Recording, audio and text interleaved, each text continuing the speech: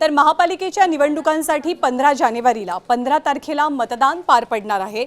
पण त्यापूर्वी अनेक ठिकाणी युती आघाडीचं चित्र हे नेमकं कसं आहे याची स्पष्टता येऊ शकत नाहीये। एकीकडे बडे नेते सांगतायत की बऱ्याच ठिकाणी बऱ्याच महानगरपालिकांमध्ये युती ही अजूनही कायम आहे, तर दुसरीकडे ही युती तुटल्याच्या चर्चा सुद्धा रंगू लागलेल्या आहेत। त्यामुळे छत्रपती संभाजीनगर असो किंवा पुणे असो, या ठिकाणी जागा वाटपाबाबत भाजप आणि शिवसेनेमध्ये एकमत दिसलेलं नाही। दोन्ही पक्षांनी आपापल्या उमेदवारांना एबी फॉर्म दिलेत, त्यामुळे पुण्यात आणि छत्रपती संभाजीनगरात युती तुटल्याची चर्चा आहे। पण एकनाथ शिंदेंचे शिवसेनेचे नेते उदय सामंत आणि भाजपचे नेते आशिष शेलार या दोघांनी सुद्धा महायुती कायम असल्याचं स्पष्ट केलंय।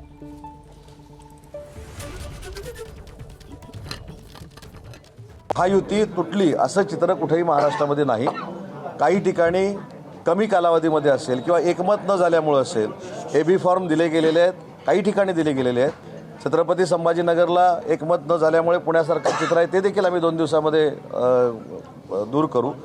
29 महानगरपालिकेच्या एकत्र निवडणुका लागण्याचं हे पहिलंच वर्ष आहे। आपण जर सगळ्या महानगरपालिकेचा इतिहास काढला तर त्याच्यामुळे नेते मंडळींना देखील आपापसामध्ये बोलायला वेळ कमी मिळालेला होता। गैरसमज करून घेऊ नये, याच्यामध्ये पुढचा निर्णय माननीय शिवसेनेचे आमचे मुख्य नेते, आमचे प्रमुख एकनाथ शिंदे साहेब आणि राज्याचे मुख्यमंत्री हे देवेंद्रजी फडणवीस साहेब घेतील। मला वाटतं हा गोंधळ नाही आहे, काही गोष्टी राहून गेल्या असतील त्या पूर्ण होतील। आमच्याकडे उमेदवारांची मजबूत उमेदवारांची रीग आहे, हेच या सुनामीचं द्योतक आहे। शिस्तबद्ध पद्धतीने पक्ष चालला पाहिजे। भाजप आणि शिवसेना शिस्तप्रिय आहेत, ज्यांना अब फॉर्म दिलाय तेच उमेदवार राहतील आणि शेवटी महायुती म्हणून आम्ही मजबूतीने लढू। पण राज्यातल्या 29 महानगरपालिकांचा विचार करता कुठे कुठे युती तुटल्याचं सध्याचं चित्र आहे, आत्ताच्या घडीचं चित्र आहे, ते सुद्धा जाणून घेऊया। कुठे कुठे युती तुटली आहे? छत्रपती संभाजीनगर, पुणे, पिंपरी चिंचवड, नवी मुंबई, नाशिक, सांगली, नांदेड, जालना, मीरा भाईंदर, उल्हासनगर, अमरावती, धुळे आणि अकोला।